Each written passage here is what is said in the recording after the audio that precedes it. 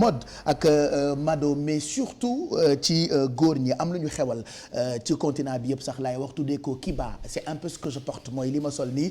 Ça fait déjà quelques jours à chaque fois ngeen gis ko sol ko ngeen wax ñi dafa rafet naka lañ koy defaree parle-nous de tendance Kiba bi. voilà Pape Cheikh comme ni nga ko waxee dafa am lenn loo xamante ne li ñu tuddee mode traditionnel ou tradi-moderne dafa nekk très en vogue au Sénégal ba tax na je pense que les maisons de couture ou bien ñi nga xamante ne moom moo di les créateurs dañu créer ay yére yoo xamante ne dafa nekk en symbiose avec le traditionnel et le moderne. ba tax na ñu am benn yére boo xamante ne dafa xew torop ñu tuddee ko Kiba mu nekk benn style boo xamante ne vraiment boo xoolee di nga ci gis sa bopp côté traditionnel comme di nga ci gis sa bopp côté moderne. mu mel ni costume ni ñu jël travailler ko ba nga xamante ne daf lay jox benn style boo xamante ne daf lay fàttali sax tuuti Sabador waaye comme ni ñu koy waxee rek Pape Cheikh tungu ne du teew ñuy nataal ba tax na ñi nga xamante ne ñoom ñooy concepteur u Kiba yooyu nga xamante ne moom nga sol tey moom la sol tey moom la ñu dalal ci plateau bi moom nag mu tudd Bathie Dioum mu expliquer ñu exactement c'est quoi cette nouvelle tendance qui est très glamour et qui va excessivement ou extrêmement bien aux hommes Pape Cheikh ñu dem kon nag Bathie dalal ak jàmm ci plateau bi. Merci beaucoup Mado. Bon, je commence par vous saluer vous tous. Ouais. Et vous remercier Vous avez l'impression pour que l'invitation. c'est un vieux qui parle alors que boy la. te xale la ak verre mu ngi man de dégg naa ay 25 ci li ma calculé dégg naa ay 25 ans la xaw ma nag. Bon, alors que c'est un enfant qui a du talent c'est tout. Ah, on essaie de faire quelque chose. Bon, en fait, je vous remercie pour l'invitation. Et bon, pour revenir au Kiba, donc on appelle le costume africain. En fait, c'est un mélange de boubou traditionnel et de costumes. Parce qu'en fait, on trouve que les Européens, les Occidentaux, etc., donc ils ont un produit professionnel qu'on appelle le costume.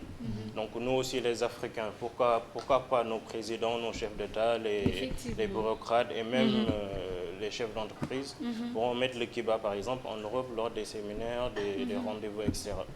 Par exemple, aujourd'hui, ce que porte Pape Cheikh, c'est une autre version du Kiba. Donc, c'est à peu près quelque chose pour les événements et tout. Les gens peuvent mettre ça. Ça change un peu et ça sort de l'originalité. En gros, c'est ça. Ok, donc am na lenn aussi loo xamante ne sànq y a quelqu'un qui m'a interpellé quand on parlait du Kiba est-ce que dafay laaj benn matière spécifique boo xamante ne moom nañ ko war a defee tissu choix wu tissu bi c'est très important parce que dafa mel ni costume donc tissu costume dafa am yoo xamante ne c'est spécifique ban la ci wala n'importe quel tissu mën na ko def. En fait boo xoolee Kiba disons comme on dit c'est un produit professionnel donc on travaille sur du super 100. D'accord. Donc le super 100 c'est un produit qu'on utilise pour les costumes. Donc, mais c'est possible aussi de le faire en bazin ou en d'autres tissus. Par exemple, pour les événements, les mariages, etc., on le fait en jacquard ou en brocart. Et pour, par exemple, aller travailler, etc., on peut le faire en super 100, super 140, du gabardine. C'est le type de tissu qu'on utilise pour les costumes. D'accord.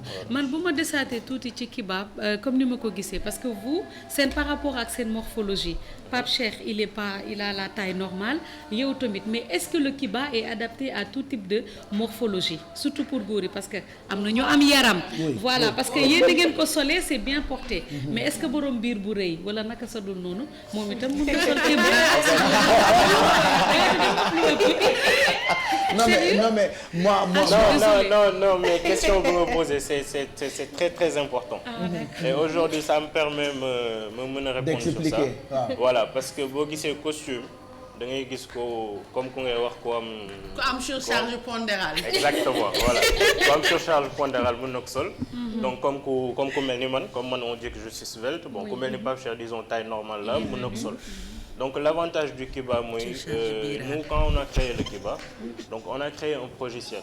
Donc logiciel boobu ça nous permet de aujourd'hui bu ñu jëlee mesure Pape Cheikh on prend des mesures nettes comme kuy ñëw costume. Mais si on le met sur nos données, donc ça nous sort par exemple Pape Cheikh c'est un jeune. Donc dafay bëgg Kiba boo xam ne du rëy trop du tuuti. day nekk sur mesure quoi carrément day nekk voilà sur mesure lay nekk. D'accord. Donc ça dépend. Donc si c'est une personnalité. du bëgg peut-être mu serré trop comme bu Pape Cheikh di sol. wala mu am ventre bëgg na bu ventre bi etc. Donc nous l'avantage qu'on a mooy on a trois types de styles. Donc on a le Kiba slim, on a le Kiba normal et on a le Kiba large. Donc ça permet de et puis en fonction des personnes et des morphologies, comme c'est du sur mesure. mesure, ça. Voilà. On peut Je forcément, pense que avant que tu ne parles parce que lu tax ñu gën la invité suñu souci ak la production moo nekkoon est-ce que Sénégal mën nañu toll fu dëkk yu mag yi toll les grandes marques sont partout aujourd'hui avenue bu rafet boo dem am na marque yu mag yi c'est-à-dire dañuy def seen ay modèles di ko jaay un peu partout à travers le monde on se rend compte que loolu africain amaguñ ko est-ce que xalaat nga ni ça va être facile pour ñu am prêt-à-porter boo xamante ni 100% Afrique la mais ñu mën ko fekk par exemple fii boutique yu mag yi nekk Champs-Élysées que Kiba wala Keifa mooy jaay fii nii. En fait, actuellement, nous, on a plusieurs partenariats. Donc, bon, nous, on existe, ça fait maintenant 6 ans. Donc, on n'a pas très duré. Mais actuellement, on a plusieurs partenaires, donc un peu partout. Donc, en France, comme aux États-Unis, etc. Et dans la sous-région. Donc, aujourd'hui, pour aspect prêt-à-porter, donc, ça fait 6 ans qu'on a regroupé des tailles africaines. Donc, comme africains et nous, par exemple, ak tubaab bi bokkuñu parce que ñoo ëpp fessier ñoo gën a force ci suuf et cetera. Donc on a étudié des tailles yoo xam ne comme aujourd'hui taille man yére bu ma sol c'est pas du sur-mesure. Donc c'est quelle taille ça? Taille 46 la donc je suis venu je l'ai mis et puis ma dem directement. Donc ça nous permet ñun par exemple on a du taille 46 à la taille 56. Donc ça permet aux gens de venir et d'acheter directement sans souci sans problème. D'accord. Mais en fait c'était ça la question. Voilà. Est-ce que ñoom dañuy def ay tailles wala est-ce que c'est juste sur on fait des tailles comme les costumes. Comme les costumes. Aujourd'hui tey boo demee jënd costume da ngay jënd taille 48 ou taille 56. Donc si tu mets 46 en costume tu mets 46 quand tu viens chez Keifa. C'est ça en fait. On a tout fait pour étudier ce type de. D'accord. Est-ce que c'est cher? Voilà, c'est surtout ça. Bon, côté qualité-prix, on est très très très abordable. D'accord. Franchement, parce qu'on travaille sur des matières. Rapport qualité-prix bi. Voilà, rapport qualité-prix, on est très abordable. On est très abordable. Pape Cheikh man lu ma ko bëgg laaj mooy par rapport parce que Pape Cheikh dafa am lu am importance lu muy wax chaque fois mu ne tubaab yi genre ñoom dofuñu dañuy ñëw xool lu baax si ñun ñu jël ko exploité ko. maintenant yéen est-ce que seen am ngeen ay modèles yoo xamante ni c'est destiné aux blancs et éventuellement yéen seen modèles yi ak style bi est-ce que protégé ngeen ko parce que loolu moo leen di permettre ëllëg si bi ñoom bu ñu demee ba bëgg ko adopter ñu bañ ko mën a reproduire textuellement. En fait déjà il faut que j'explique parce que souvent les gens voient Keifa et le Kiba et ils ne savent pas ce qui est derrière. Parce que nous quand on a démarré on est une marque labellisée donc on a protégé la marque. Donc ça c'est quelque chose quand on a créé le Kiba aussi on l'a protégé. Donc aujourd'hui bon c'est vrai qu'on est au Sénégal tu peux pas poursuivre tout le monde etc. Bon on laisse passer mais par exemple si on voit quelqu'un il fait des copies et que c'est à un niveau extrême là on est en droit de le poursuivre parce que c'est quelque chose de protégé. Voilà. Donc, ça, et puis on a par rapport au Kiba excuse-moi dama ko bëggoon laaj parce que xam nga bu ma référé tuuti ci style Mao il y a des femmes yoo xamante ne vraiment elles aiment bien mettre les tenues yi góor yi di sol. Est-ce que le Kiba existe pour les femmes? Effectivement, le Kiba existe pour les femmes. Mais en fait, le concept, comme c'est un produit à la base pour hommes, donc on voulait pas, par exemple, il y a des femmes qui aiment mettre des tenues hommes. Oui. Donc nous, ce qu'on a cherché, c'est on a tiré l'aspect du Kiba, mais ça n'a rien à voir avec le Kiba homme. D'accord. Donc par exemple, man par exemple, bu ma amoon jabar mën naa sol Kiba sama jabar sol Kiba ñu ànd. Quand on nous voit, dañuy xam ne am na trait, mais c'est pas du même type de tenue bi exactement. Voilà, exactement. D'accord. Et puis on a vu que bëri na ci ay dëkk Afrique yoo xamante ni yéen a ngi dem di présenter seen ay créa et tout ce qui s'ensuit. Quels sont les projets surtout ci wàllu mode? En fait, aujourd'hui, bon, disons qu'actuellement, Keifa, on est semi-industriel. Donc, on tend carrément sur l'industrialisation. Carrément, quoi. Voilà, et avoir des franchises un peu partout. Voilà. Donc là, déjà, en Afrique, on a beaucoup d'appui parce qu'on a même des clients présidents. Oui, j'ai vu Guillaume Soro, si je ne me trompe. Voilà, donc il y a beaucoup de personnalités, même au Nigeria, un peu partout.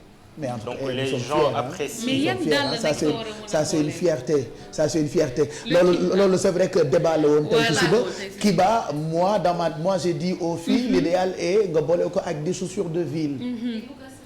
mais yan type parce que y en a qui veulent le mettre en style comme par exemple Marrakech xam nga yow bi nga sol ak bi Pape Cheikh sol am na différence bu mu sol xëcc na tuuti ci yére olof bu la neexee est-ce que mën nga ko sol ak Marrakech wala impérativement il faut nga sol ko ay mocassin. En fait nous ce qu'on conseille c'est c'est pas que dañuy dénigrer Babouche. Mais aujourd'hui le Kiba on pense que c'est un produit boo xam ne waruñu ko sol ak Babouche. C'est-à-dire en week-end peut-être boo bëggee relax et cetera mu nga sol ak ay sandales ak Babouche mais pour aller travailler mu nga sol mocassin wala slippers ou bien même des chaussures classiques. Voilà. Parce que surtout nos super publicitaires c'est des chaussures classiques. C'est comme si nga def sa costume cravate boole ci ay marakis. loolu dina pop dayoo doo ko def naa non ay masque je voulais moom juste c'était pas poser mal. une question. Bon, c'était deux questions, mais Mado a posé la première. D'où vient l'appellation Kiba? Bon, en fait, le Kiba, c'est un nom qu'on a trouvé comme ça. Mais bon, il y a une autre définition. En fait, les deux premières lettres, le KI, c'est le nom de ma mère qui est née. Donc le BA, c'est mon nom, Badj. Donc on a pris le Kiba, qui est Badj. Voilà, je pense que c'est intéressant, Mado. Merci en tout cas. Très original. Merci Badj.